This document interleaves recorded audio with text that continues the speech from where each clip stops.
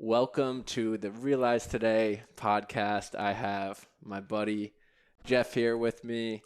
And, I met Geoff about a month ago. Feels like we've known each other much longer than that. Our paths were overlapping for a long time, but we just didn't know that we were both there. Exactly. So we met, hit it off. I was really attracted to his energy at the beginning. And then, after meeting him at the party, I saw some of his work online. And the way that he wrote really, really spoke to me. And got to know him a lot more since then.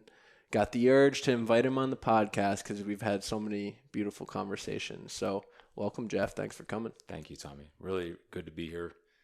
Beautiful day getting down here. Beautiful few days. Looking forward to this. Energetically preparing.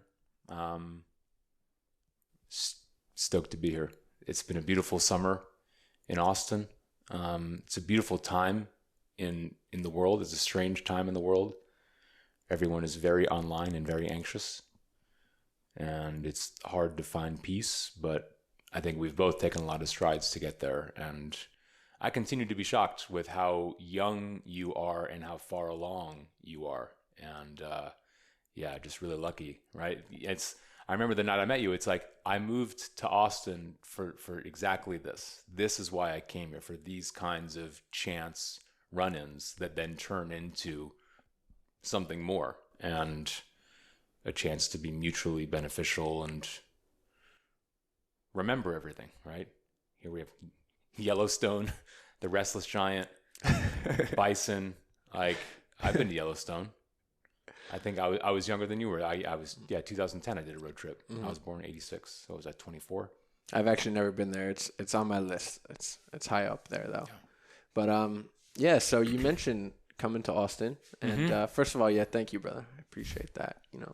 And likewise with all of that, man. And so you've been here about 3 months now. No, I got here in March. So April, May, June, July, August. I think I crossed 5 months yesterday. It was March 21st. So yesterday, I think, was August 21st. And so it's been now 5 months since I flew here one way from SFO, San Francisco. And what's that been like, being in Austin at this time now?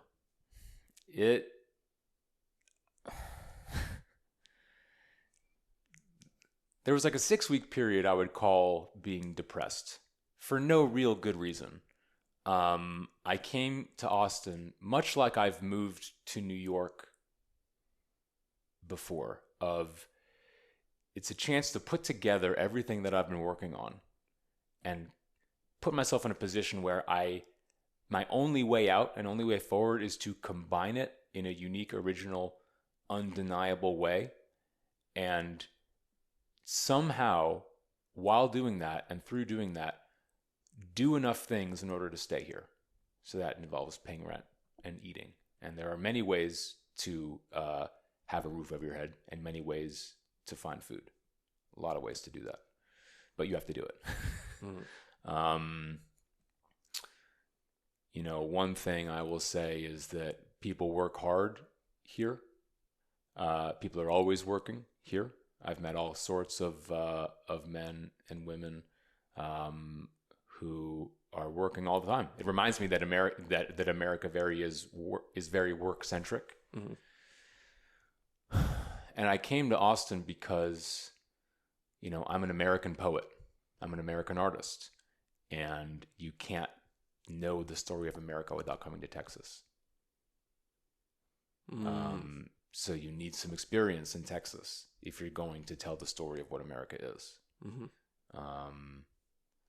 So there's so much like energy and history here. Somebody said that it's a lot like Denver and that it's a cowboy town that became a tech town. And I, part of my aesthetic is, good boy, preppy, university, shirt and tie, speaking the right things in order, kind of like lawyerly. But then the other side is like cowboy, outlaw, renegade, face marred with sweat and blood. Like that's the Geoff I've gotten. Sharpened sword, like on the run, like swerving away from cops, like kissing some really dangerous girl, and like we're gonna go, like Bonnie and Clyde, and they had their hideout in some I can curse on this. Yeah. Shitty, fuck. Okay. Shitty apartment in like Missouri. If you look up the story of Bonnie and Clyde, they had this like, you know, hideout that they had. Yeah, you know, I mean, it's funny. I mean, you know, I'm half Italian. I know we've talked about this, and like being a man of letters is an interesting phrase, you know, and the lawyers are men of letters. My father's a lawyer. But then you look at like pictures of like Al Capone, you know, you go to like the Godfather, you know, all that kind of the imagery of wise guys and made men. They dressed really well. And the whole thing is about words. The whole thing is about hierarchies, right? It's its own justice system that they have, even though it's outside of the law. Now, I often think as an artist, you know, being able to be a member in both places, I think is cool. Mm-hmm. I think I can be a street poet and a comfortable poet. And being both is really important to me. I think it's also what makes people hate me. It makes me trigger people a lot because it is possible to both be crazy professionally and be professional about being crazy, right? People in corporate America who've chosen the route of I'm going to be a senior director, I'm going to make $275K, it's my stock options are going to vest this. They've got their mortgaged houses, they're counting the years, they look at Excel spreadsheets every day, they read the Wall Street Journal, they follow the headlines, they live in that world, while I am writing my stream of consciousness and believing in it. Mm-hmm. And you do it with the same intensity and passion that they do their path with. Is that what you're kind of getting to a little bit? You know what? I'm going to take a risk. I'm going to say that I treat myself like a black woman. And by that, I mean you need to work twice as hard and be twice as good to get through, because it's unfair. Mm-hmm. It's an unfair world. But if you want to make it in, say, Hollywood, you just have to write a good screenplay. It just has to be the work has to be so good. So I treat myself like a minority because I've chosen almost to be one, right? Again, I've got a UCLA degree. I've got nice teeth. I could go into management consulting. There's all sorts of careers I was in. And, you know, I like the author Gore Vidal. There's a lot of authors I like. We can get into it. He says, I threw away a number of promising careers out of boredom. Mm-hmm. And I think I kind of did the same. Yeah. Marketing and advertising being one, tech recruiting being another. Because I saw through the game. I saw the long view. And I looked at what kind of adulthood does that engender and cause. Mm-hmm. What is it to be that particular kind of manager or leader? And it's being glued to email and a bunch of complaints and a bunch of egos of people who have whack energy, you know? In advertising, my experience, alcoholics, cocaine users, and just sloppy. Mm-hmm. Some happy hours I went to, just sloppy. And it's like, I admired you guys. I looked up to you guys. I was trying to be good enough to be here. And you guys are so disappointing. Yeah. Yeah. And so, you know, I know I was really impressed with, you know, your decision and, you know, how alive your new job seems to make you feel. You know, I know you're working at a kava bar now, and coming from that corporate world, and working many years in the corporate world, and now working behind a kava bar, which, by the way, I've gotten to go to. It's a really awesome vibe over there. Square Root Kava Bar. And it seems like you're really loving it and in the prime of your life right now. So, yeah, what has that been like? And also, I'd love to hear a little bit about maybe the two versions of Geoff. Geoff in the corporate world and Geoff in working at a kava bar. Sure. Well, I'll say that I would say from August 2018 until very recently, I did not have a job. I instead put myself on a 15-hour a day, 7-day a week creative discipline regimen that was mostly about the divine inside and outside, involving you know, stretching exercises and writing by hand for a set number of minutes or pages, and writing on typewriter and writing freely in Microsoft Word on the laptop. And then I make breakfast and tea, and then come back and kind of get into works in progress. I've been like working on a book, and it was a memoir. You know, when I was 27, 28, I thought it was a memoir. You know, a lot of typed up reflections on working at VaynerMedia. I'll say, hello, Gary V. And all of his haters. We can get into why people hate Gary V, because they're jealous. Yeah. And jealousy being love and hate at the same time. I feel that I've always been a fan, and yeah, so many people hate on him. So many people, but he speaks so much truth. He tells the truth. And it's like, you have to work 15 hours a day, 7 days a week, and like, shut up. And so do what you love, and you know, find a way to make it work, because you can, because you can ask for help. If you are actually generous, and you actually want to work hard and actually want to give yourself to the world, right? I mean, like this gets in so much to like mysticism and annihilation and how those show up for the artist. Is like, you really have to acknowledge that I am a gift.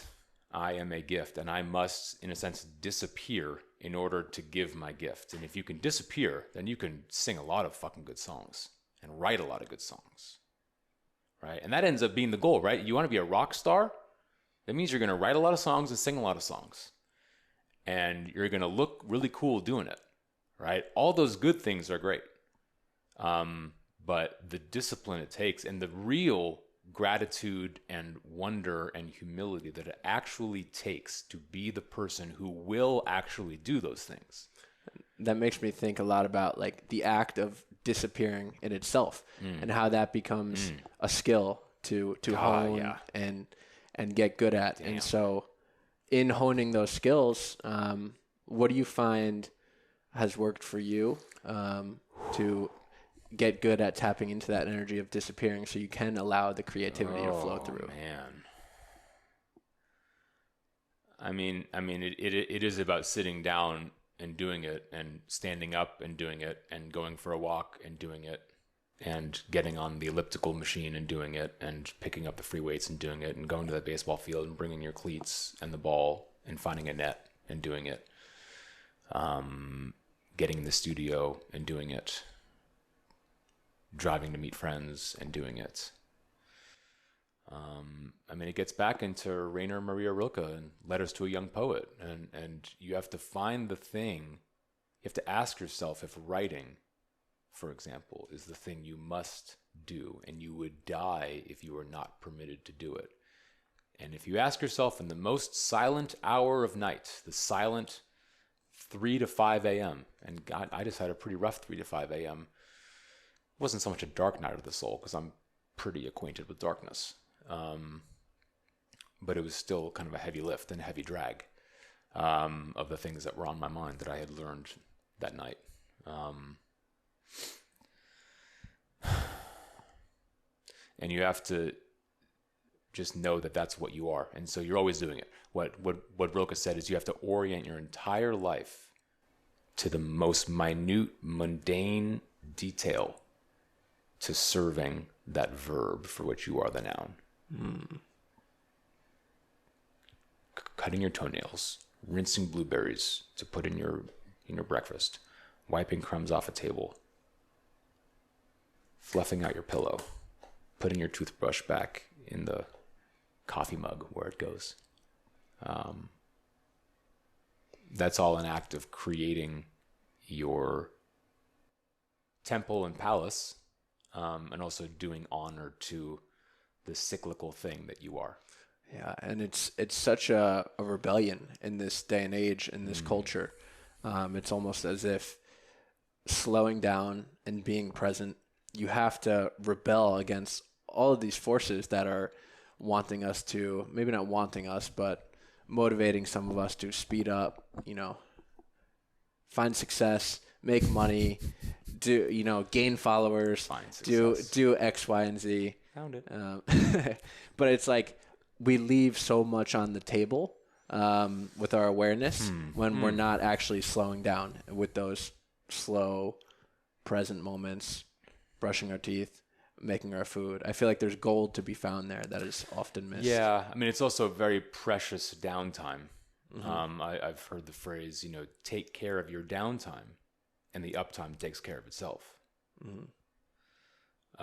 If you do the basics well, and again, it's why I talk about stretching and hydrating a lot, going for walks a lot, getting sun on your body, take your shirt off. I feel like people sleep on the sun a lot in terms of how it nourishes people on Earth and being out in the sun. Right? There's too many. I mean, and again, it's tough. This is our industry. These are our peers. People who have beautiful home office setups, and they've got their microphones and they've got their keyboards, and they're in there clickety clacking away, making some big vast thing. I mean, I've got a lot of friends who always have some big vast Notion document in public, and I'm gonna this whole codex, and it's like, brother, no one's gonna care. I promise you, no one is gonna read that. I promise you. And this is medicine for me to take too. That can be bitter, right? I've got my 10,000 pages. I've got my link in bio. I think it's readable. I mean, and you have read some of it, so it is readable. Yeah, it's really good, and yeah, it's it's a matter of just doing it though, and it's like if you buy everything, and it's almost like we put ourselves in that place where it's like I can't put myself and do all the work because I need to do X, Y, and Z first. I need the gear. I need, I need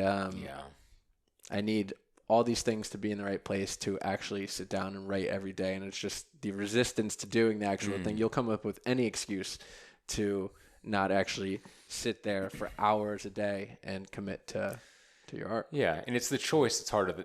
It's the choice that's harder than anything, right? The choice to spend 2 hours is harder than the 2 hours. The 2 hours is fucking beautiful. There's nothing more beautiful than getting lost, than disappearing. Yeah. There's nothing that feels better than that. While everyone else is self-conscious and anxious on the internet, trying to type and build and scheme and market and double-click their way to being okay, you're getting lost in the good place.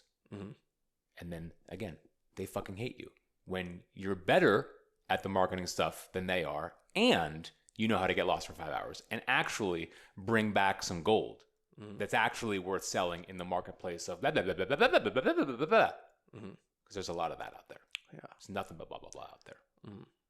And it's a matter of too, like, what even is getting lost and being found? It's almost like I feel like getting lost is the opposite of what lost is. It's finding. That's a good line. It's finding yourself in. That's a good line. Tommy, write that down.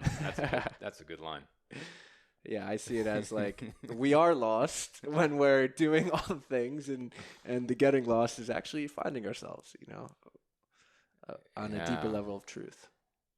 Well, yeah, it's like you get lost and then you come back and tell stories about being lost, which is actually what a lot of explorers did, right? I think the poet T.S. Eliot said old men should be explorers, but I think that there's no.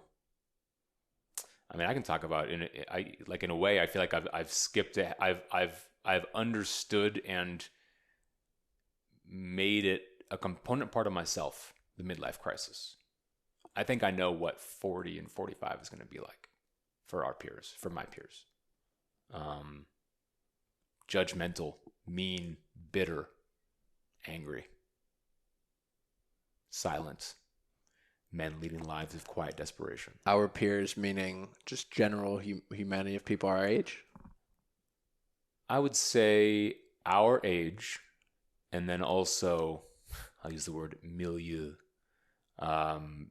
People who are extremely online, people who are kind of drenched in tech and venture capital and personal growth and content and media and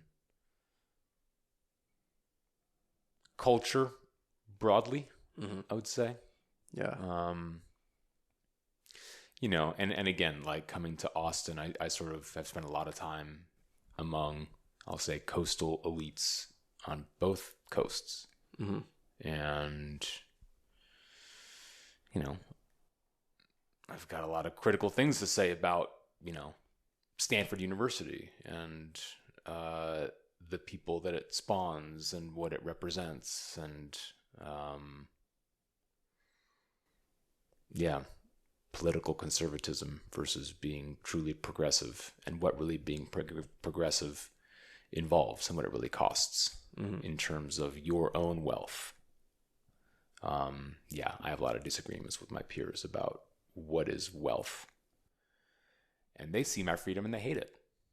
They see my, but they also call me self-absorbed and a narcissist. But it's like, good luck trying to win your own respect by trying to win the game everyone else is playing. Good luck, because it's never going to be enough. It's never going to be enough. The next promotion, like the next, 10% increase in your salary, it's never going to be enough. It's going to wear off after 3 days, not even that, because every day thousands of things happen that tomorrow no one's going to care about your milestone. So it actually brings it back to marriage and personal life and who bears witness to your striving. And how I think we make our social media fans and communities into a sort of weird spouse, in a sense. The audience as an entity, the audience as a lover. I'm even doing it now. This is actually how I disappear, right? I become fractal when I tune in to the universal voice, which is simultaneously personal and completely nothing at all, where I really am a clear pane of glass. It's like God sprayed on the Windex, wiped it off, so light can pass through easily. And there's something magical about, 25 people tuning into my story. And you know what? You don't need more than 25 fans. You don't need more than 50 fans. You don't need more than 100 fans. You can overserve those fans and actually listen. I promise you, you won't be able to construct a 15-hour day where you can actually listen to and collaborate with those people. I promise you don't need 1,000. Yeah, and I saw a meme the other day, which reminds me of something you touched on. It was about you're gaining followers, good, you're resonating with your audience. You're losing followers, good, well, you're not a slave to your audience. And I think it's essential. It could be so tempting, you use the word as a spouse, almost relating your audience to that. And it could be so easy to always try to think of the thing that people are going to want to hear, and that seems to, stop that natural creative flow from coming through. Yeah. Spouse and espouse. Ooh, he's breaking out the typewriter. My 1937 Remington 5. I brought just for fun. Oh yeah. I love that thing. Am I gonna risk getting something on my pants here? Because I want to be able to show you. I'll pull this back. I'll get it on my skin. That won't hurt. Skies out, thighs out, right? Oh yeah. Move that for me. Thank you. Yeah, I'm just gonna get down spouse and espouse. It's like an e-spouse. It's like esports. Oh, espouse. E-spouse. Like esports. I think that's funny. This whole trying to get numbers, trying to make numbers go up. It's the e-sport of how much love can I get. Right? And I've often written about, the unfillable hole and how it's a competition among our peers for whose unfillable hole is loudest, who's hungriest for attention, who needs it. And that almost becomes the sport we play of who is more intensely needing someone to see me. And what will you do to get that attention? What won't you do to get that carnal want met? And what is it? And how does that desire relate to other desires? Sex, food, money, power, success, strength. Right? You can always be thinner, fitter, higher paid. Right? What's your rate, Tommy? What's your rate, motherfucker? Can you get $1,000 an hour? Oh yeah? Why not? You're a slave to what?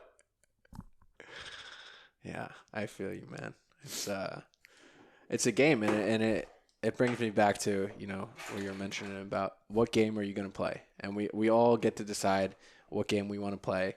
And I saw something the other day. I've thought about this a lot, and I think Alex Hormozy said it the other day.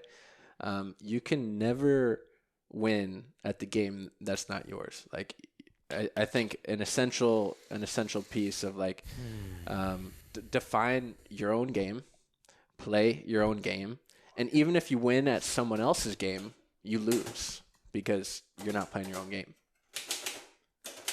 You are your game. Because you carry your game around, right? Your game is pull stuff from there to there. Mm-hmm.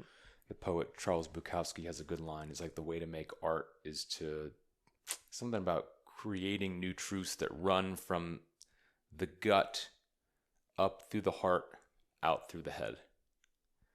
So again, I almost think of writing and talking and dialogue as like a recycling system of you take what's out there, you sort of run it through you, and you bring it back out, and it's drenched in the color of your insides.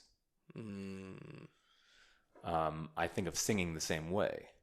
I've called singing a full-bodied reading of a text. So someone else, another musician, another songwriter, hands me their heartbreak in the form of a song. And I can sing Heart of Gold by Neil Young. I've been to Hollywood. I've been to Redwood. I've been a miner for a heart of gold. I pull that through my entrails and out through my stuff. And all of a sudden, it's like I've inhaled him and spat him out. Mm-hmm. I've then colored my insides with that, right? And, repetition is so much for any athlete or any artist. It is practice, practice, practice until you've it's just like an actor, right? Preparing for a role. And you just be the role enough, and then you can go on screen and do it and make the movie. Because like once it's in you, then you are it. Yeah. And I think the craft of an actor is so interesting, right? I'm never that good at like memorizing lines and then delivering it and then like forgetting it and going and like doing a new one. Like I had a roommate the last time I lived in New York, Corey Betts, shout out, amazing dancer. He was learning 2 different shows. And then he went on tour with them and did each one like 50 times. And then you move on to the next one. And you learn 2 more roles and understudy roles. And it's like, wow, like that's hard to do. And you have to leave it behind. That's the whole thing about like the theater is it's not recorded. They've banned recording. That's such a part of the culture that it's here and now and never again like this. That's what makes it special. We talk about that. Yeah. Ethics of recording. Because I also like to do, part of my being kind of like an outlaw is like sneaking recordings of people, candid photography. I've noticed that. And I love that about you. It's, I've seen some really interesting things that you've posted, and in our own conversations, you seem to feel something really coming up, and it's just, let me record this. And, it's really, really beautiful when you can notice that, and then in real time, keep that flow going while simultaneously being like not being awkward about that. And like that's really like the mastery, right? It's like you don't need more equipment, you need style of being able to pull this out and turn video on, and then not break the intimacy with it, but also know technically what you want to do, right? And like where the light is, where the sound is, to be able to be on both tracks at once. See, here with you in the uniqueness, and also doing it for others who will follow along with this. Yeah. And that ends up, I think, being the reward of being a creator, is the satisfaction that the audience has chosen you above all the others. Now, someday, maybe not in our lifetime, we will match up currency, money, with attention and respect. Maybe. There's a lot of that's a big engineering and math problem that we could spawn a university and have a PhD program and have people try to work out how to get into what that would take. And are you talking about, I mean, it already plays a role. Like there's a correlation between the two now. But what do you think is missing from that equation, if you were to actually have it be more than a correlation? Yeah, and I guess it's just an individual has to ask for money. You have to ask for help. That's what it. I mean, everything comes down to, because money represents so much. I'm familiar with the work of Esther Perel at all. I've heard of her. I haven't read her. Yeah, she's like a marriage and relationship therapist, and she's got a really, really good post about money and what money represents and why it's all so heavy. You know, we enforce compliance through money. It creates power dynamics, right? You have to do this for your own livelihood, right? I get to boss around. If I hire a maid, they are here to obey, and they are doing it because they are afraid of not having enough money. And so they are complying with the customer. Yeah, it's powerful being a customer. You've got a lot. I mean, I don't know. Reminds me of like that NFL quarterback who got in trouble for going to massage parlors, and like 26 women accused him of some kind of sexual weirdness. And it's power dynamics. Yeah. I mean, that's why I think men go to workplaces, right? They try to climb the ladder to be a senior director. It's because they secretly, I told my one friend the other day that, you know, media companies are full of failed high school football players that you can try to put on a suit or, you know, the like, and go play football and try to win and try to out strategize each other and be smarter and cooler and hipper. And just like, none of you guys are smarter, cooler, hip. There's something though that's, you know, what I think of there is competitiveness. And to play a little devil's advocate, I do think that there's something in our nature that draws us to competition, and we love that as men, you know, to some degree.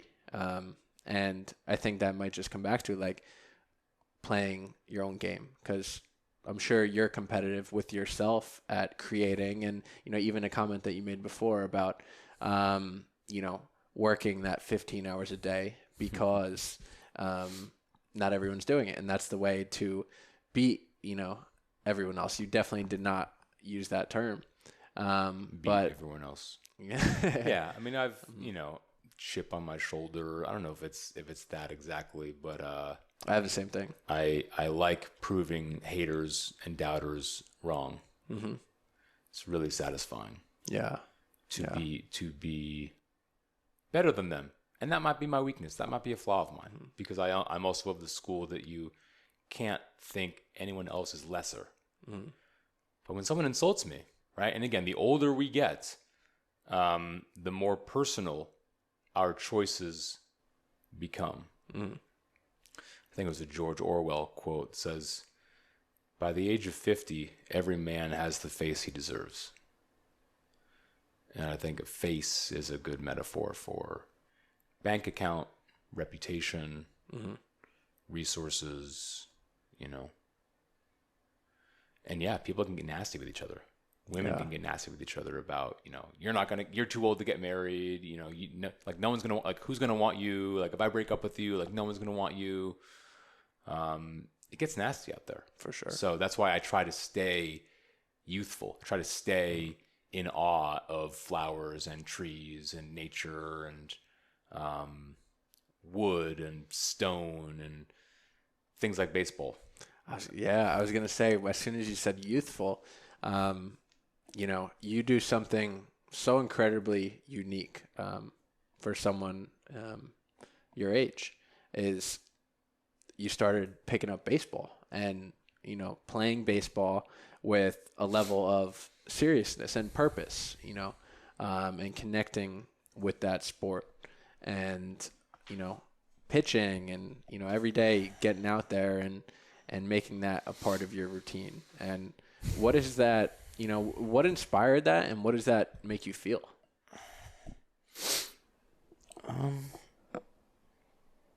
What inspired that? What does it make me feel? Definitely feel like part of the centuries in a way.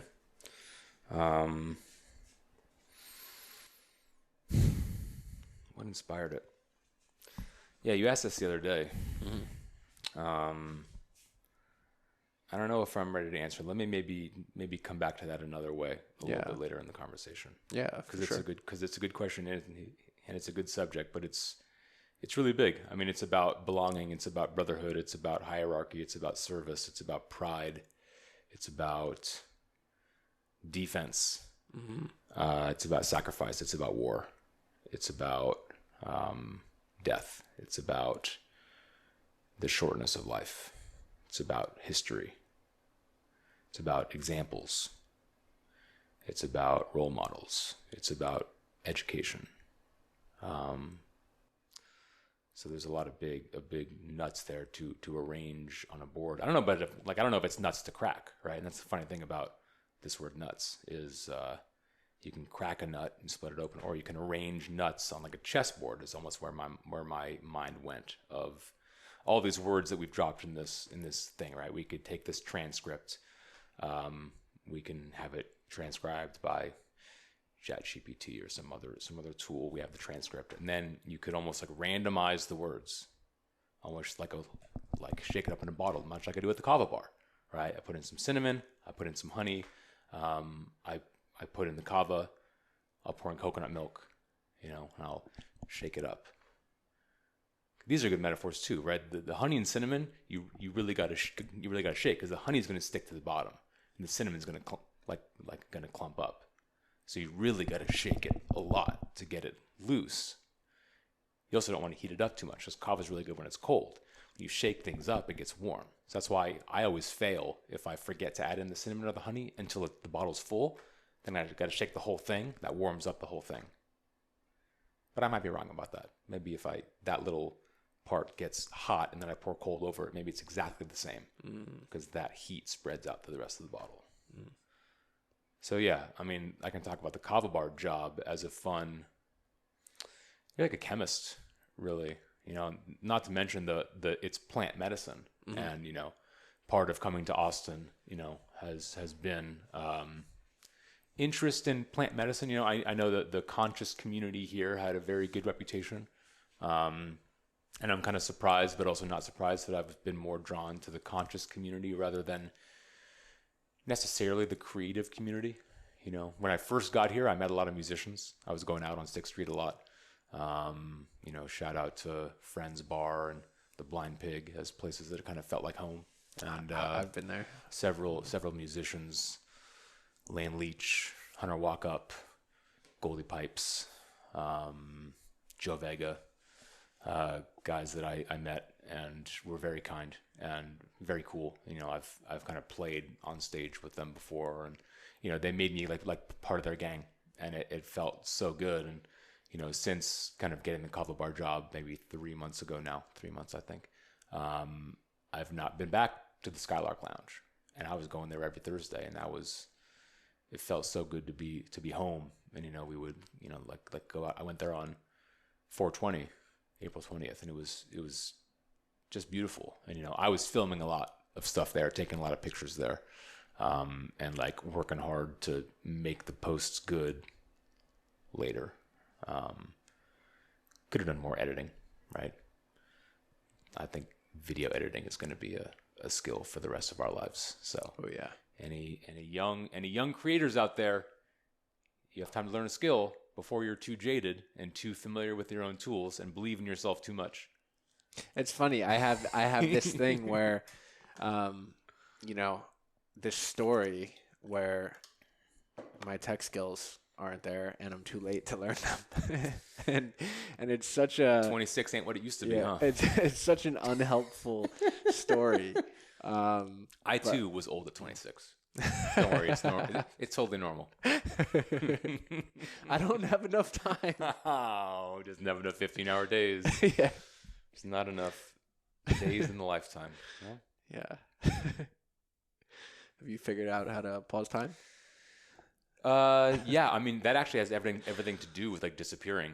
And also I think the fractal patterns we tend to see on certain substances is actually like, there's this like infographic of like, you can like plot out all of like the hours of your life, you like split up every like year into like a little square of minutes, hours, days, weeks, months, and then each one is a year. And it's like, well, there's your 100 years, say, and you're like following the progress bar.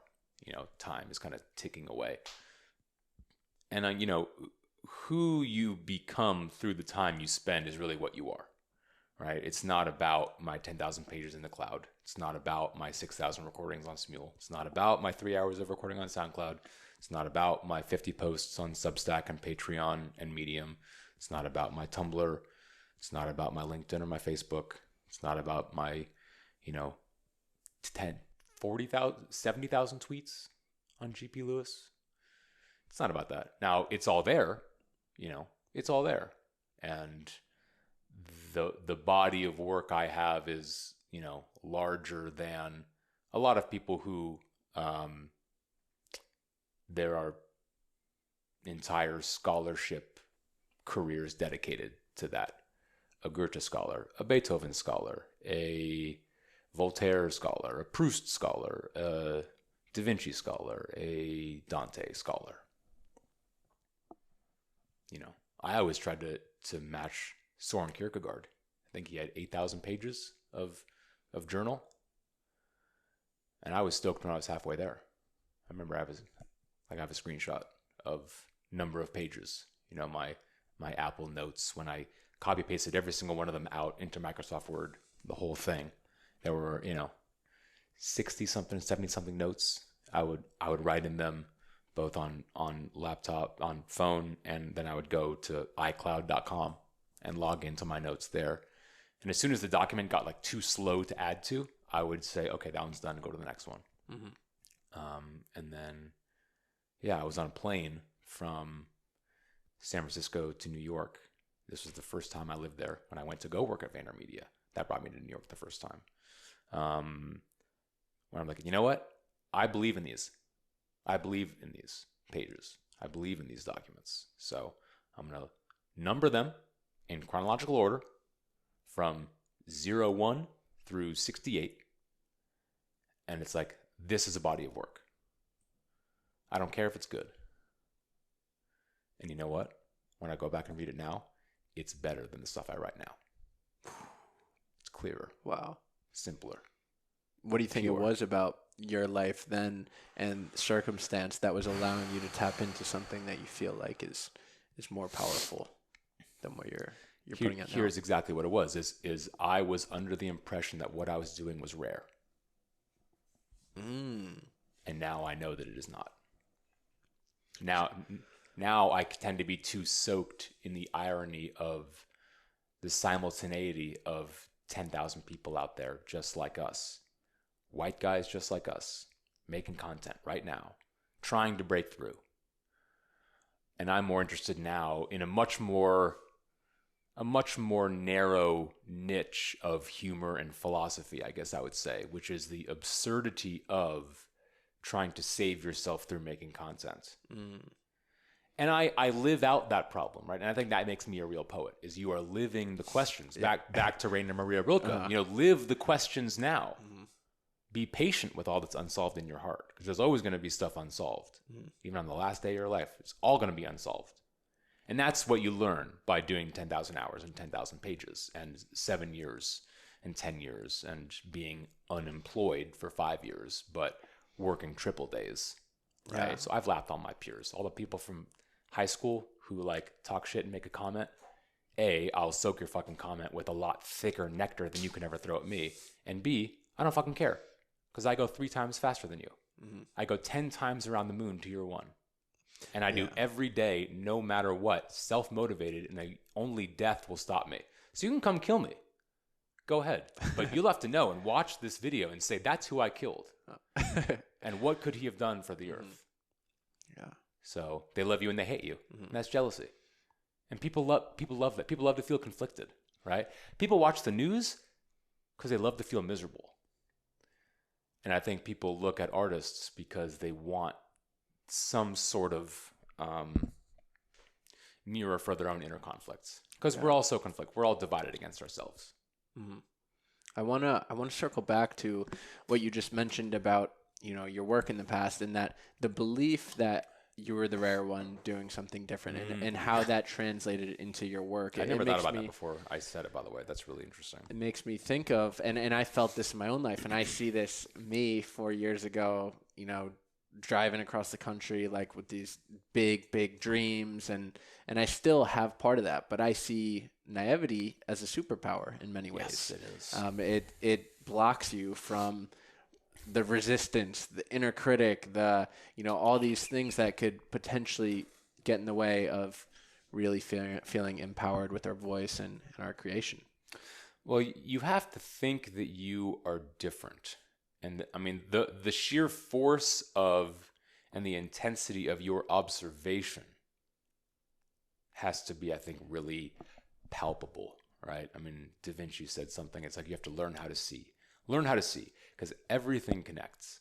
Everything that's real connects, right? We are that fractal pattern thrumming, right?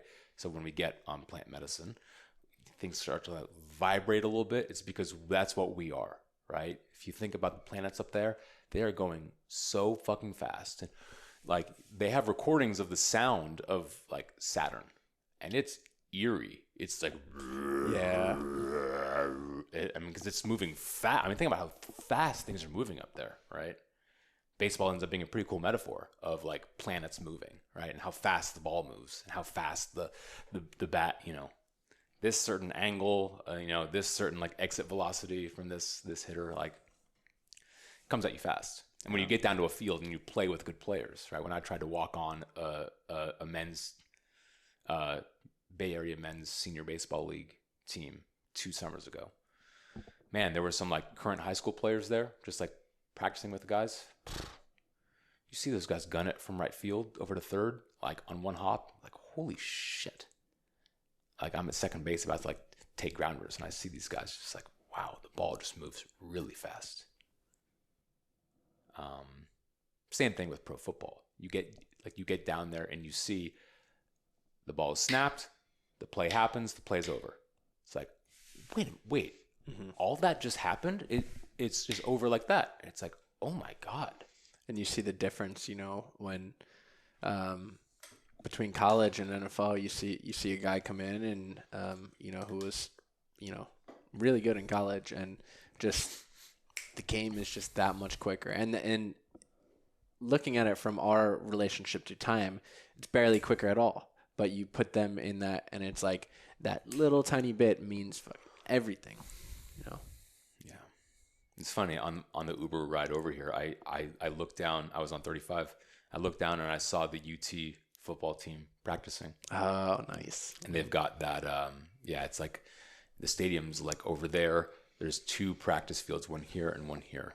And yeah, they've got some good words in big like banners like around the field. It's like discipline, honesty, integrity, some other ones. And I decided to tweet, the UT football team is practicing. Are you? Mm-hmm. Right, and they're out there in the sun. I've loved the summer here. I thought the summer was gonna smoke me out. I was afraid that it was gonna be too painful to be here. I've done more shirtless baseball in 100+ degree weather here than ever, and it's like, damn, it feels good. Yeah, you just have to hydrate a lot. For sure. Yeah, there's something about just doing hard things, as simple as that, putting yourself in a position to do things that are uncomfortable, getting comfortable with the uncomfortable, that really just, I found it create magic in my life. And shifting my mindset, especially in the morning, you start your day with one thing like that, and it's like that one small thing just shifts the chain of events of every event throughout the rest of the day.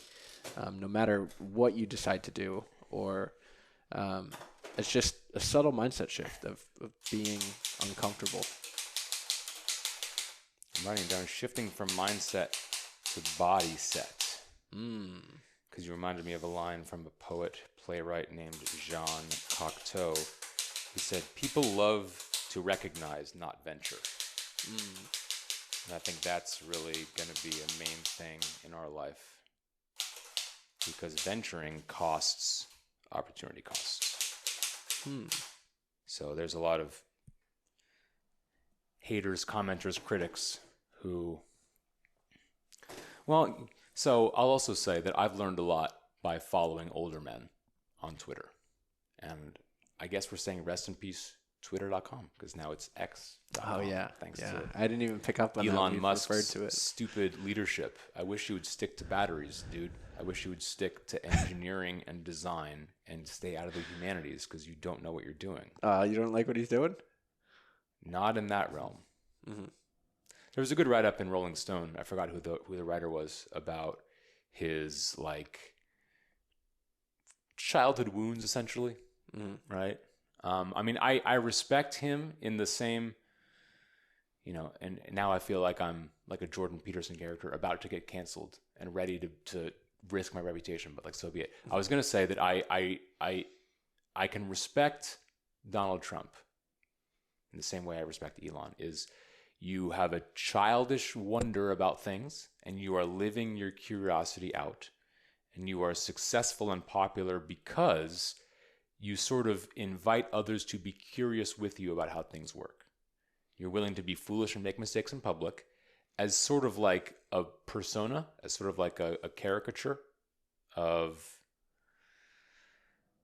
you know, does that... Well, a little bit, but I just see a massive difference between them. I see, you know, maybe you see things differently, but I see Elon having a fairly decent set of moral values, and I couldn't say the same for Donald Trump. Okay. So that's where I see a big difference, and that's why I do, you know, I wouldn't say I love Elon Musk, but you know, I like him because I think he wants to do good, and it's nice to see people with a lot of power and a lot of money that you believe genuinely want to do good in the world, and I do believe that for him. I forgot about money for half an hour there. That was really nice. That was really nice. Forget about money as much as you can. Yeah. Forget about money for half an hour at a time. That's the new sex. Yeah. Forgetting about money. Yeah. I feel you, man. But, you know, a lot of what we touched on today was about really, you know, why I've been so impressed with you. There's a dedication to disappearing and getting your art out and getting, you know, your truth out. And I'm curious where that started for you, because no one is just born with that. They go through a process where they realize something, that realm of things becomes more and more and more important. And it seems like in 2018, you hit a threshold where it became even more important. And so what was like your process like as that has become, you know, devotion, authenticity, dedication to putting your art out there has become the priority of your life? Yeah. Well, we can talk about obsession and addiction. We can talk about the inner voice. We can talk about conviction. Where it comes from, I mean, I don't know if it's, you know, being the only child of divorced parents. I don't know if it's being a victim of luckily mild sexual assault. I don't know if it's some profound divine loneliness, or if it's just this inner knowing that my aloneness is so particular that it makes me able to understand others and see right into their aloneness, and that working on that substrate, I like that word a lot. Mm-hmm. I like geology metaphors and fossil record and layers of sediment. I like a lot of that language. That's the real place we should be working, is what are we? Mm-hmm. What are we made of? Yeah. Baseball tests that. What are you made of? Mm-hmm. Right. And again, I'm a 37-year-old athlete.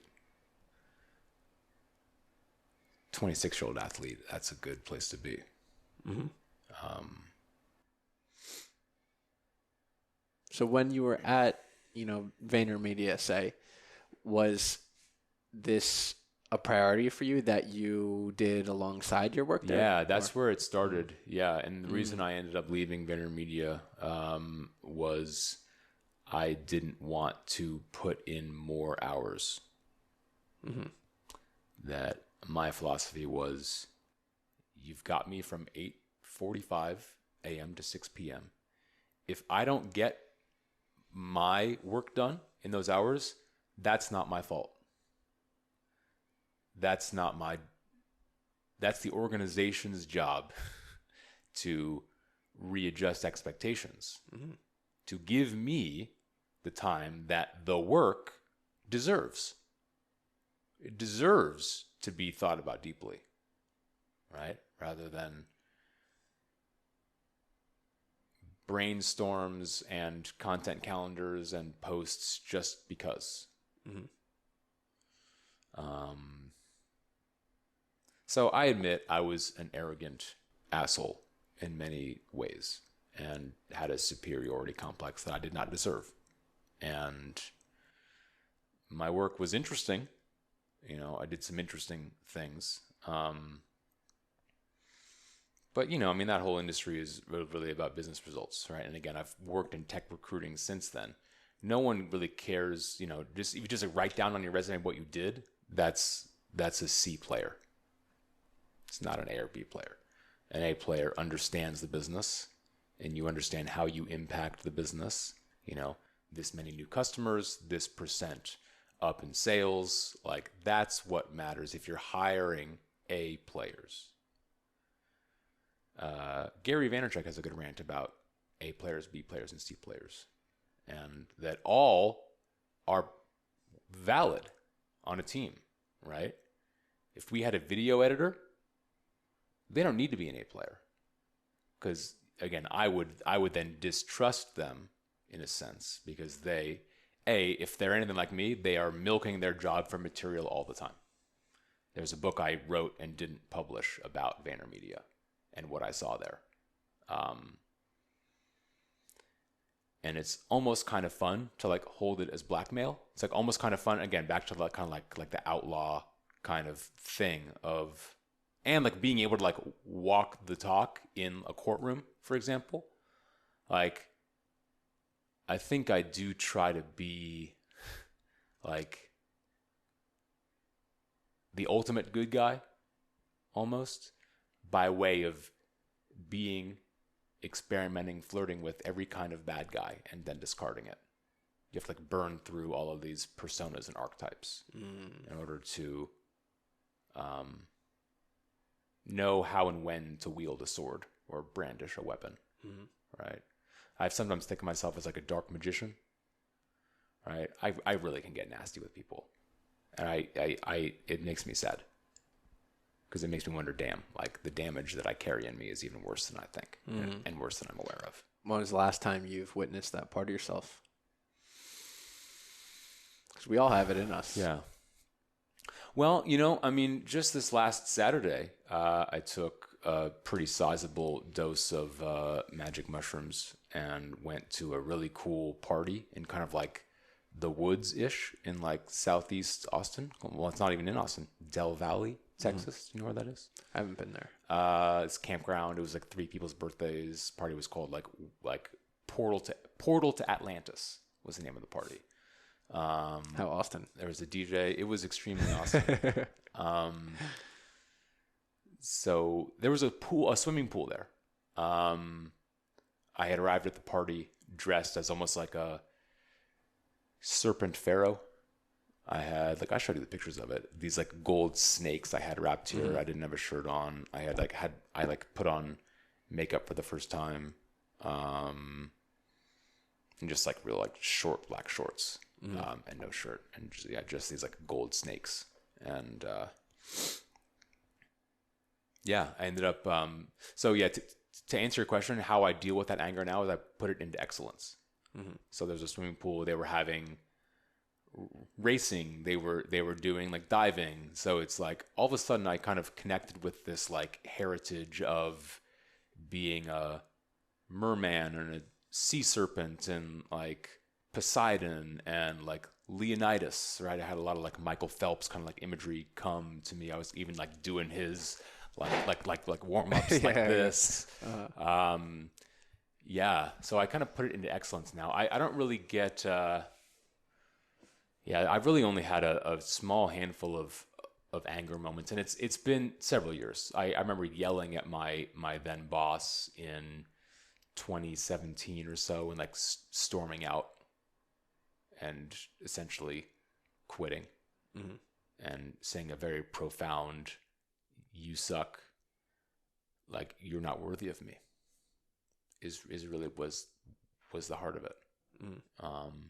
Now I can be kind about those things. Yeah. I don't need to beat you over the head with the fact that I think I'm too good for you. Because I just am. I was good yesterday. I'm going to be good tomorrow, and I'm going to keep being good. And that's the like I don't need to say it. You can look at me and you'll know it. That's the message, right? And this is what separates the doers and the talkers. This is what separates the people who recognize and not venture. It's very easy to sit in a comfortable chair in air conditioning on a screen and say that's not good. Like, yeah, that's not good. That could be better. Go in the pool. The men in the arena. Go to the field. Show me what you can do. You do. How about you get to your edge? How about you see what you're made of, right? And let the game humble you, right? Baseball is a very humbling game, just like golf is a very humbling game. Business is a humbling game. Marriage is a humbling game.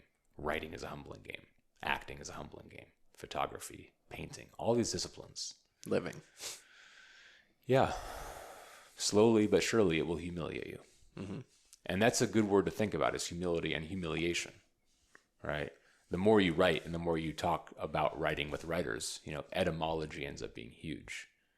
You want to know the difference between religion and spirituality? Look up the roots.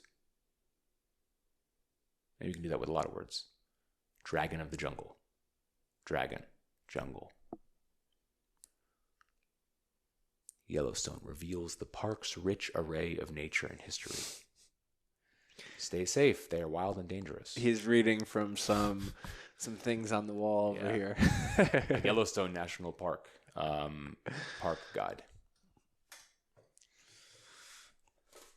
The Lion Tracker's Guide to Life. What's up, Boyd Vardy? Hey, do you want to come talk about lions? Certified Master Life Coach, author, and TED speaker. Runs retreats that merge tracking, coaching, and storytelling into experiential learning events at the Londolozi Game Reserve in South Africa. Cool.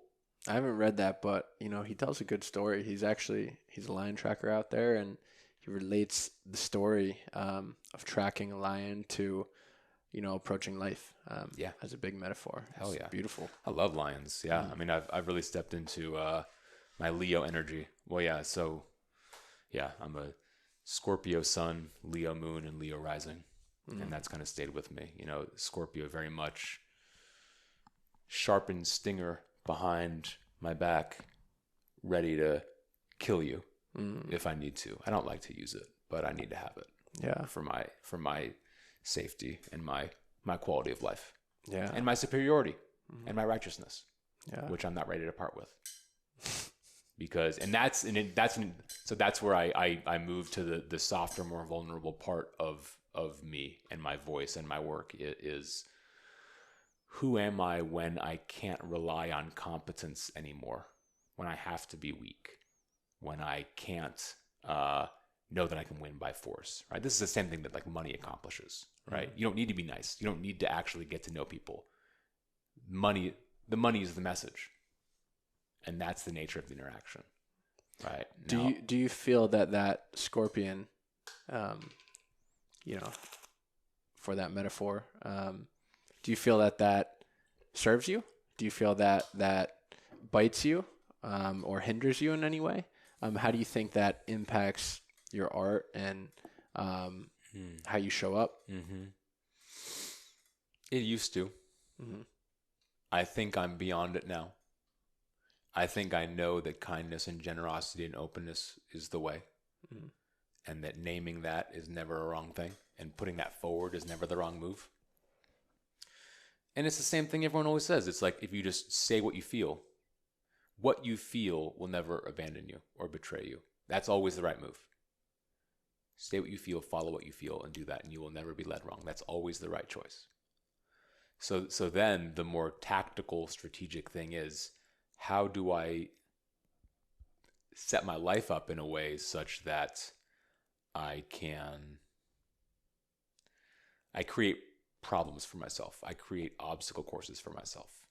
I think that's a thing about like difficult books, difficult poets' work. I think my work's really hard to read. It's not that I'm inaccessible. It's that I'm really demanding of a reader to say, I'm going to take you through this jagged, broken jungle to my broken heart. I'm going to make the road really difficult because I really, really want to be loved. I really, really want it. I really want you to see what I am, but I'm going to make you prove it to me. I feel that from your work. But I don't consider myself someone who really devours poetry, and there's certainly a little bit of a poet in me, and I'm becoming more and more in love with those ways and learning how to read and understand and write poetry. And your work is kind of like, there's some poets I read who I'm just like, I can't even understand what they're getting at. And then there's other poets who are like very simple and straightforward. I find you somewhere in between. Cool. That's good. But That's good to hear. Exactly the way that you described it is how I experience it myself. Yeah. And it's like the more that I think I've been standoffish for a long time of even interacting with readers, even interacting with people who would comment on my work or read it, or even friends I would, send it to. Like I've been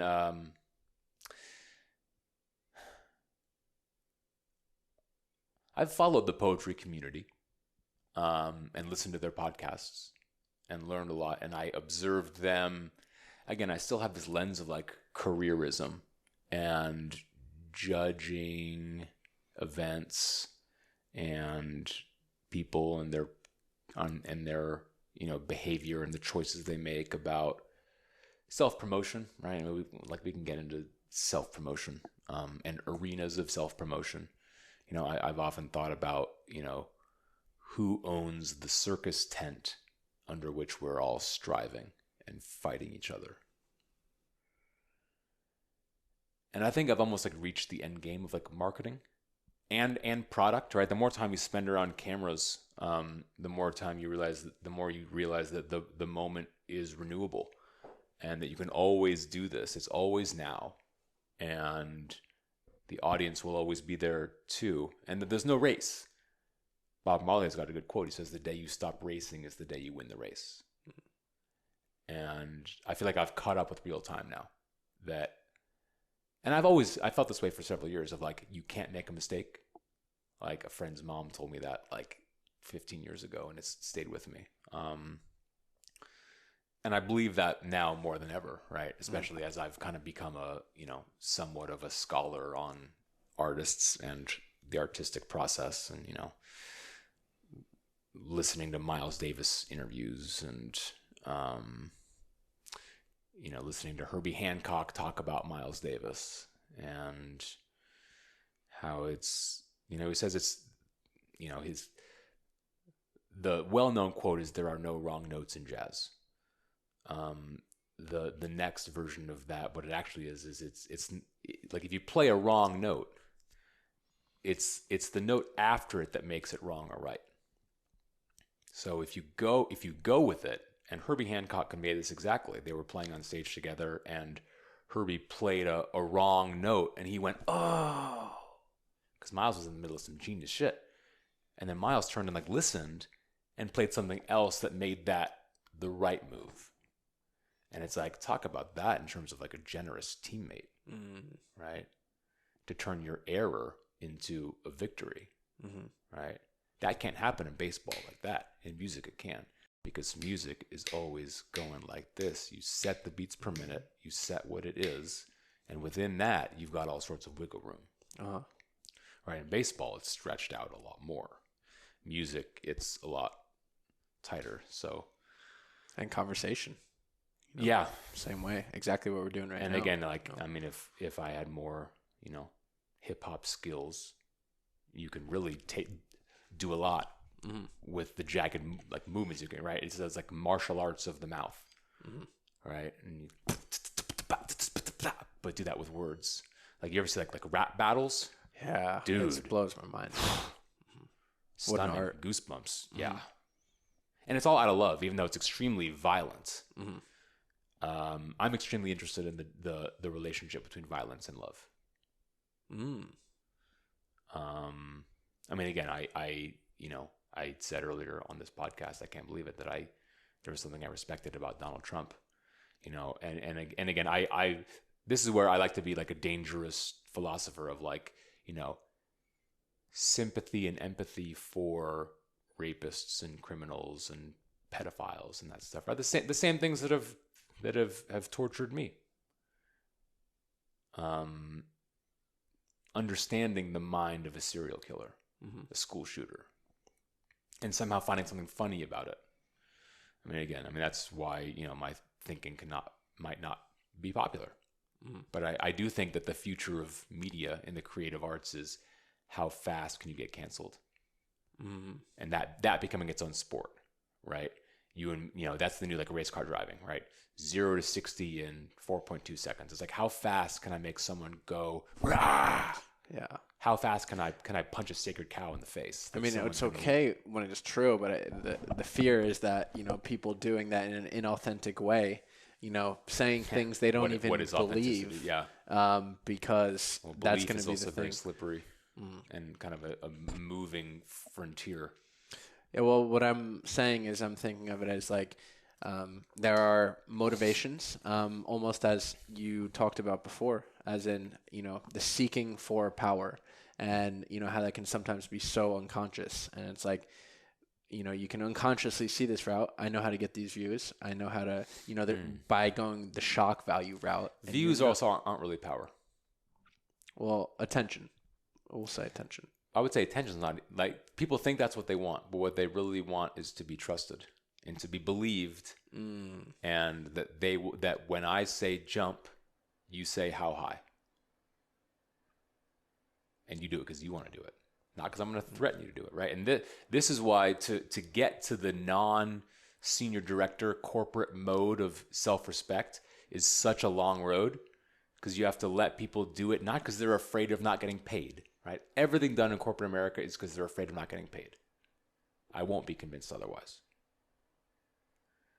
It's a much harder place to get to with somebody else, where you can speak like this, and it kind of goes back to finite and infinite games. You've got that book on your shelf about, it's all about they choose to play along, and that's the kind of reader that I want. I don't want it to be some great big duty to read this stuff, or to follow me, follow my story. Yeah, there needs to be no coercion. All the real hard part of all this is to wring out all the coercion and all the places where you feel like you have to do something. I feel like I've tried to wring obligation out of my life a lot, and so that I can then choose obligation. I can choose commitment.